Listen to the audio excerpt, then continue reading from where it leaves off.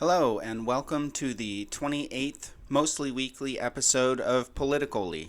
This is a news and politics talk show from a leftist perspective, and I welcome respectful comments and discussion below. If you would like to be a part of the show in some way, please let me know. You can find my contact information below. I begin the show with local news and upcoming events. I usually share a community fundraising campaign, and then I have a feature segment such as an interview or discussion of a particular topic or organization. Today's featured topic is the wildfires and smoke situation around the Pacific Northwest. Last week featured a review of the People's Party convention, which occurred on August 31st. You can find a link to that video below, and that's what's showing on the screen here. I'd love to hear your opinions on the People's Party, the convention, thoughts about local hub organizing, and the discussion about whether to support the Green Party or the People's Party after the 2020 elections.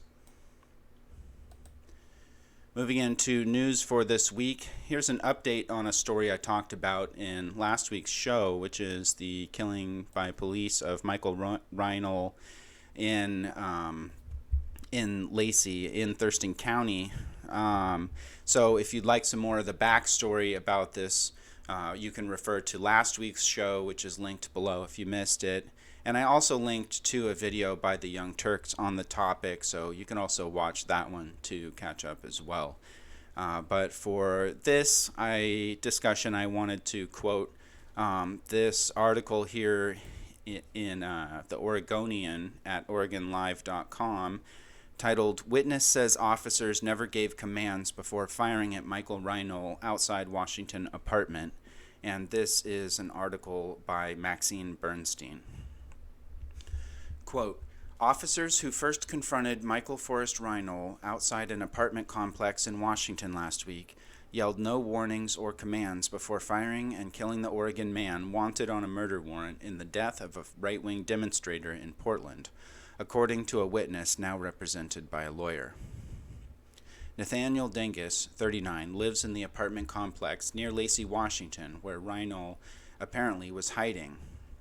Dingus said he saw Reinoehl walk toward his car holding a cell phone in his hand when two unmarked law enforcement vehicles converged outside the complex in the 7600 block of 3rd Way Southeast last Thursday night.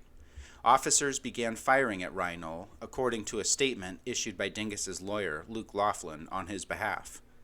Reinoehl ducked for cover near his car, but it was blocked by police cars and he never got into it, according to Dingus.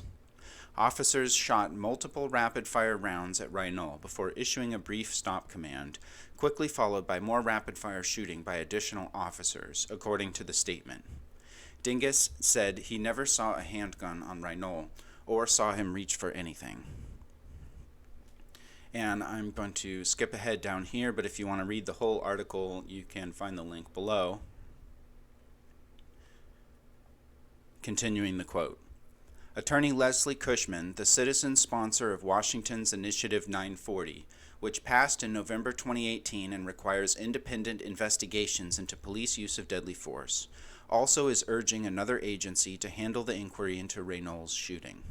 Thurston County Sheriff's Office is the lead agency investigating the shooting as part of Washington's Region 3 Critical Incident Investigation Team, according to Thurston County Sheriff's Lieutenant Ray Brady.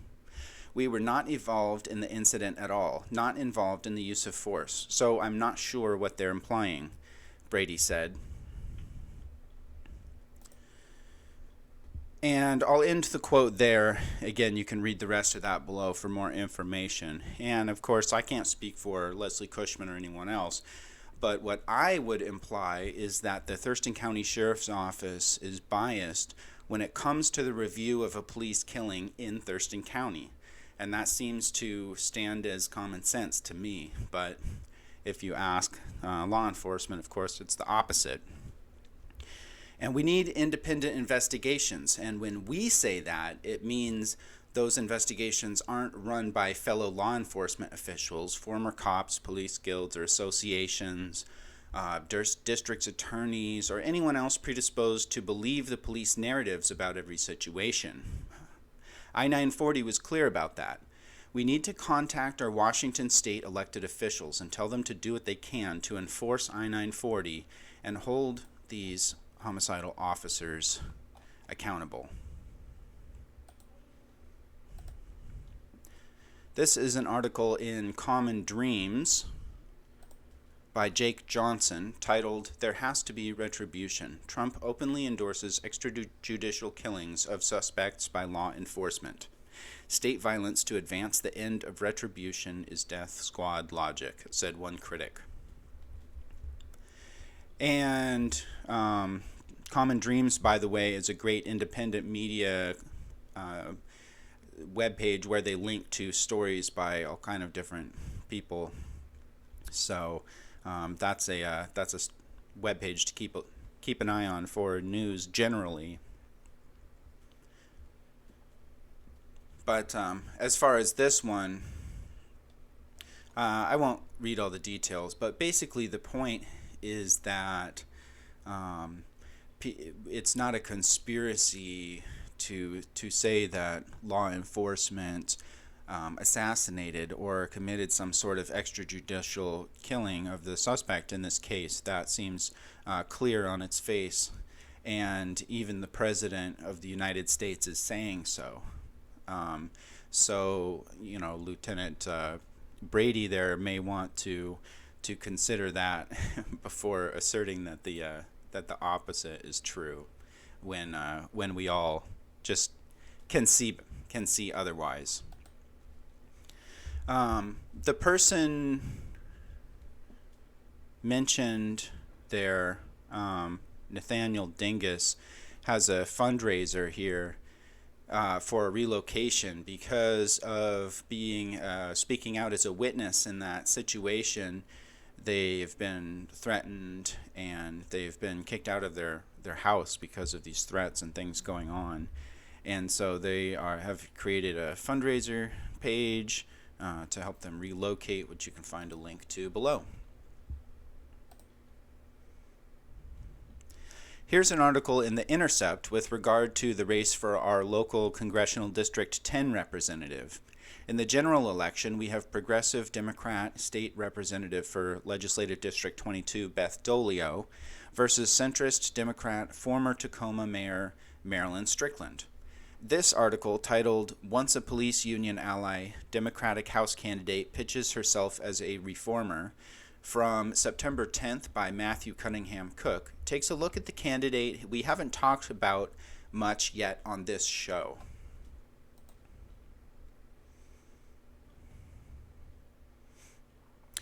Quote, "Strickland, who led Tacoma from 2010 to 2017, is now running for an open seat in Congress in the state's 10th district, hoping to capitalize on the energy of protests in the city.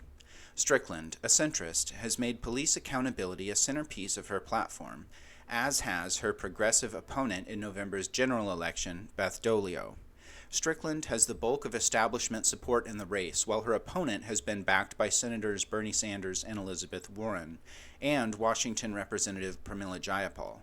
But despite presenting herself as an advocate for police reform, Strickland presided over a controversial department with a history of excessive force and failed to implement even marginal promised reforms like body cameras. In fact, Strickland's record on policing is a testament to the overdue nature of the Justice in Policing Act. During her time as mayor, the Tacoma Department faced controversy over an officer's murder of a young Native American mother in 2016, and another officer's brutality toward a 15-year-old black girl in 2014. In 2018, a white police officer sued the city alleging it had fired him in 2017 for not shooting to kill a suspect. And the city was found to have illegally withheld public records related to his termination in his disciplinary investigation. In 2013, the Tacoma Police Department paralyzed a Vietnamese American man despite the fact that he was not a danger to the police. In 2009, the largest contributor to Strickland's first campaign for mayor was the Tacoma Police Union. And anywho, I'll link to that below so you can read the rest of that information because it's all relevant. So please really read that. And also, it didn't mention in that clip, so the pregnant woman who was killed by Tacoma police is Jacqueline Salyers. Um, so, just, um, yeah, and that was under Mayor Strickland's watch.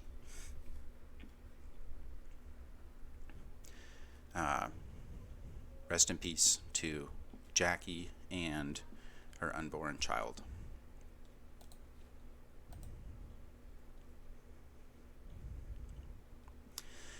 This is a podcast recommendation I have for you all this week with the podcast Millennials Are Killing Capitalism.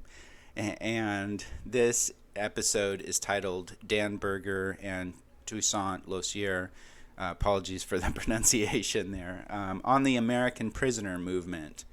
And the description reads, in this episode, we interview prisoner movement historians Dan Berger and Toussaint Louverture, who co-authored the book Rethinking the American Prison Movement. Today is the 49th anniversary of the Attica Rebellion, and in this episode we honor the ongoing tradition of prisoner resistance by examining the history of prisoner movements and discussing the challenges faced by prisoners as well as abolitionists on both sides of the walls amid the COVID-19 pandemic and the current movement for Black lives in the streets.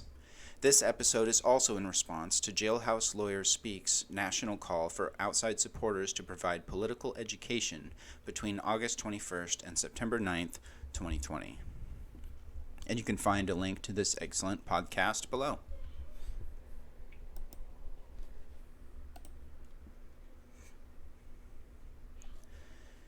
The main topic for the show this week is the wildfires and the smoke here in the Pacific Northwest. And I'm going to start here on the Washington Smoke blog, wasmoke.blogspot.com. That is a pretty good aggregate hub for information you can refer to and find links to various primary sources as well. I will read this update from today. Quote, where are you when we need you most, O clean marine air? I'm already there. Take a look around. I'm the shadow on the ground. Okay, that doesn't help. But it's true. Fog around parts of the Puget Sound confirm that marine air did get through the Chehalis Gap overnight. The trouble is there's still plenty of smoke over the coastal waters, which the marine air is dragging along with it. But this morning's satellite image shows where the silver lining is and how the vertical smoke column over Washington is thinning. Ground level smoke is not going to erode as fast as we'd like, however. It will be Monday before much of western Washington and the central and north-central foothills of the Cascades see substantial relief. For far eastern Washington, plan for little relief before Tuesday. I wish I had better news for areas around the Columbia River Gorge that will be directly downwind of some monstrous Oregon fires. Check the forecast map and plan accordingly. As has been the case since Friday, our best advice is to remain indoors and hunker down. Some of Ecology's monitors in eastern Washington are not reporting data to the map above because the high readings are being automatically invalidated. We've just convinced the algorithm to come to terms with the bitter truth, and these data should start to appear on the map above shortly. Ecology's monitoring data.map has been current, however. An aside, I've received questions from folks who are wondering why Ecology's map shows good air quality in some areas when everything else nearby is crummy. That's because the default view of the map shows all pollutants being monitored, not just the fine particle pollution, PM 2.5, aka smoke. Ozone and sulfur dioxide levels are low, so sites monitoring just these pollutants show up as good. Click on the PM 2.5 tab to filter these out. And that is a blog entry there by Reinoehl Damapala with Washington Ecology. So thank you, Reinoehl, for that update and that tip there, because I was wondering that as well. Someone shared on Facebook, W2F, Yelm, because they had a reading down there that was, good air quality when all around we're awful. And this answers that question. The air quality wasn't so much better just down the road. They just weren't reading the smoke on that sensor. So, very interesting. Anyway, and keep an eye here on Washington Smoke blog to follow along. I do want to show you one thing here. When you click on monitoring and you go down here to smoke forecast,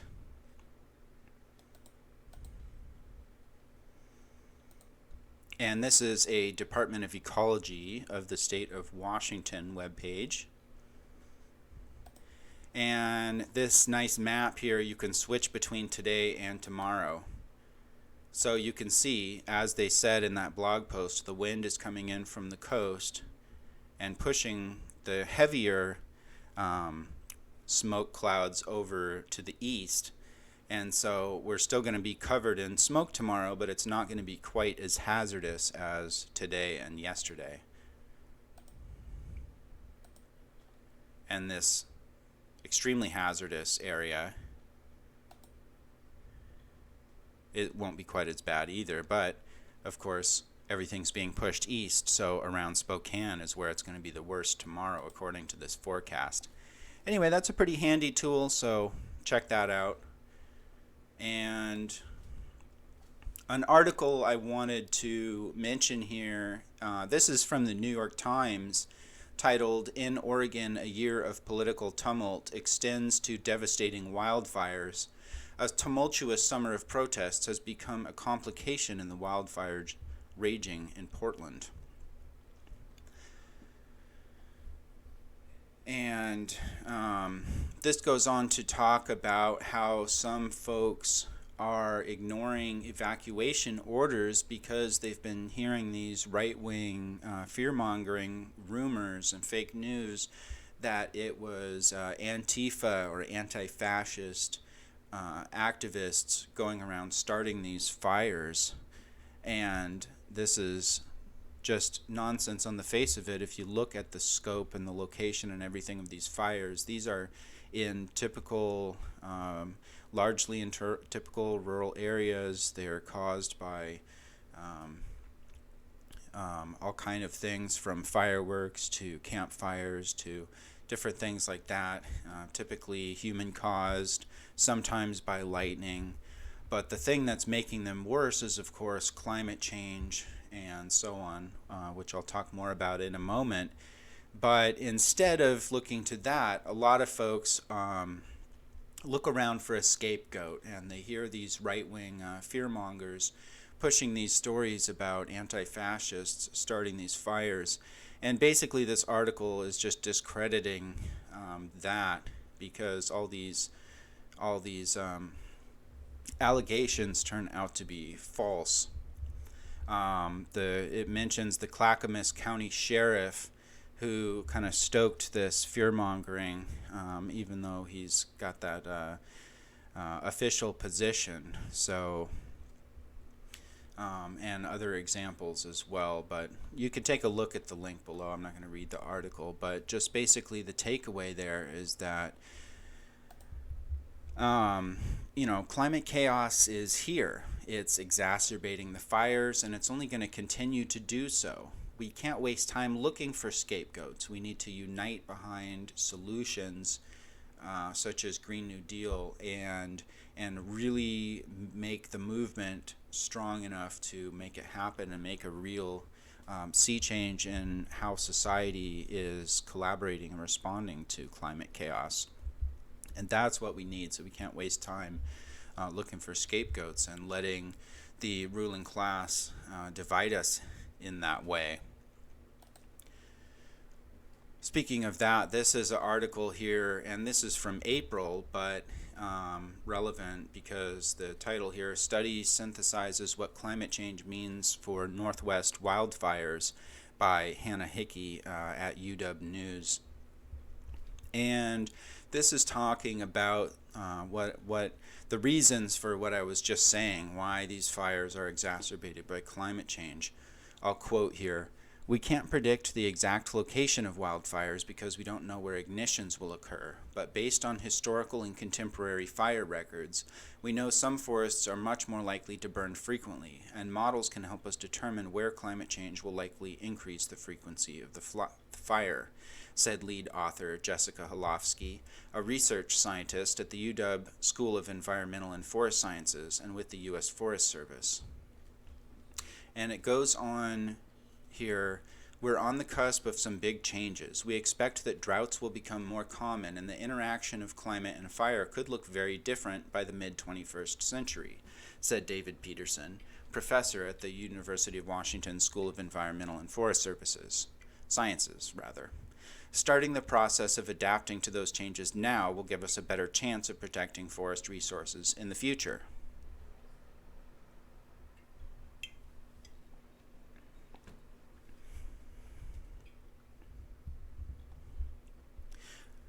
I'm skipping down here and it continues. We can't attribute single fire events to climate change, but the trends in large fire events that have been occurring in the region are consistent with expected trends in a warming climate, said co-author Brian Harvey, assistant professor at the school. And you could find the link below, but there are many factors contributing to this, and it's a trend that we're going to continue to see, and we need to be realistic in our response to that. I just want to take a moment here to, as sort of a related aside here, to plug a book by a local author, Paul Stamets, titled Mycelium Running: How Mushrooms Can Help Save the World. And this is a mind-blowing ecology book. So if you haven't read this, I highly recommend it. But the inclusion of fungus in our forestry is going to be an important tool for making our ecosystems more resilient to fire. And micro-remediation and microfiltration are important for our waterways as well. It's also important in disaster relief efforts and cleaning up toxins in the soil after floods and other disasters.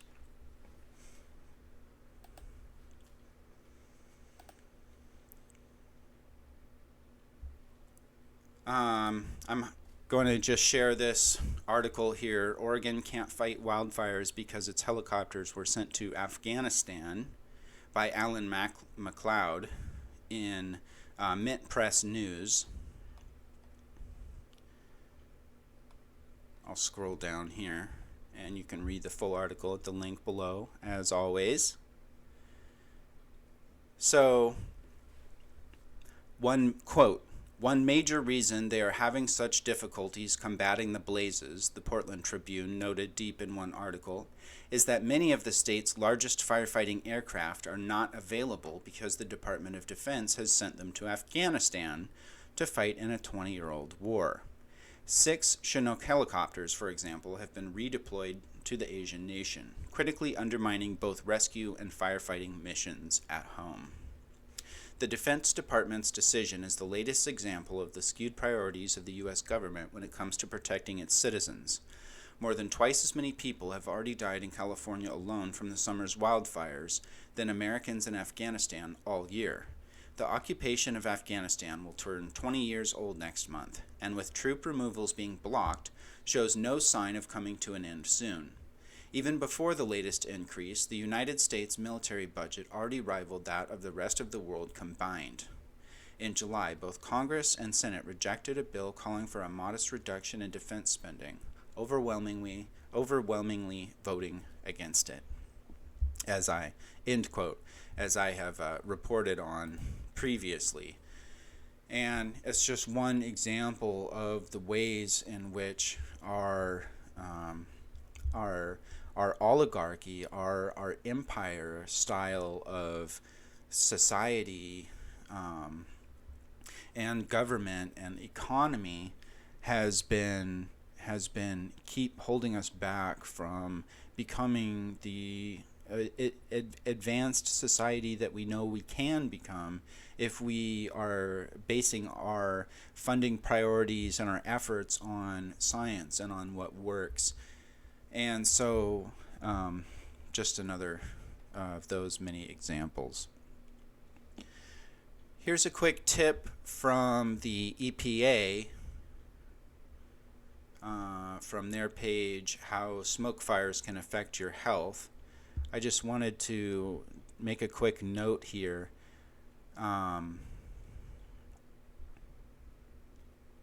Quote, "Dust masks aren't enough. Paper dust masks or surgical masks will not protect your lungs from the fine particles in wildfire smoke," Scarves or bandanas, wet or dry, won't help either. Particulate masks, known as N95 or P100 respirators, will help, but they must fit well and be used correctly. They are sold at many hardware and home repair stores and online. And up above here, it talks more about that as well. And I just wanted to note that because if you are in need of help with that, I'll come back to that in a second. But yeah, mostly just stay indoors if you can, and don't think that those same cloth masks we've been wearing for COVID are enough to protect you from the smoke, because the smoke does damage your lung right on through those. And I just wanted to also mention that I've seen folks put a HEPA filter on the back of a box fan to help clean your indoor air quality. And I've tried that as well, and it seems to work pretty well. I would just note you want to get the 20 by 20 filters that are kind of middle of the road or higher, because if you get the cheapest ones, they don't cover the smoke particles. So you want to make sure you look at the label of what each type of filter is rated for. And in this article, in a webpage called Tom Builds Stuff, talks about one issue that you could potentially have, and I don't know about the accuracy. I just thought this was interesting tip, so I'll pass it along. But this person says that one filter on the back of the fan reduces the airflow, which can stress the motor of the fan out, and so it's best to put two filters on it, like you can see here, and so you get plenty of airflow through there. So I haven't tried that yet, but that's an interesting tip, so I thought I'd share it. And I found filters at Target for what it's worth. We'll see if places begin to sell out, but I was able to find some on shelves right now. So if you need help, please reach out. Like if you really need stuff for health reasons or something else to help, whether it's N95 masks or what have you, please reach out to the community, because there's mutual aid groups and there's folks out there trying to do direct aid and help folks out that are in need. And here's one example. This is a post by former Thurston County Commission candidate Rory Summerson, who had an interview on this show previously, so you can take a look at that. But what they're doing is they saw a need in some comments on a previous post that folks needed N95 masks but didn't have access to that. And then some other folks from the community actually offered to help out, and so Rory sort of coordinated that, and now has 40 masks coming in tomorrow to help out with the community. So if you need N95 masks for health reasons and you're in Thurston County, reach out to Rory Summerson. And I will just end with some pictures that I took. This is months ago as a background, so you can see but this is at the courthouse in Tumwater. This is last Thursday when the smoke started to roll in, and you can see it's hazy. And then this is yesterday. So just when the white balance on the phone likes to correct the color. And so, but if you turn automatic off and turn it to manual, then you can, this is pretty much what it looked like over Olympia yesterday. And today it is similarly thick, but I'm not sure if some of that is fog or what, because it's a lot lighter in color today, so maybe just different types of smoke particles blowing through. But anyway, so I just thought I'd share those photos with you there. Maybe I'll just run through them there one more time for you. But that's it this week. It's just a bit of a short show. I'm staying home as much as possible, like everyone else, with the privilege of being housed. And most community and protest-related events are postponed for now, including the Black is Beautiful event that I mentioned on last week's show. That was going to be coming up, but now it's postponed. So keep an eye out for that. If you have links to flyers or upcoming events or anything you would like to share on next week's show, please comment or email me. As always, this is a community platform, and I'd love to hear what you think and what you would like to hear more about. And I'm always looking for contributors to the show as well. And I'd love to hear your ideas. So I hope you all are safe. Love and peace, and see you next week.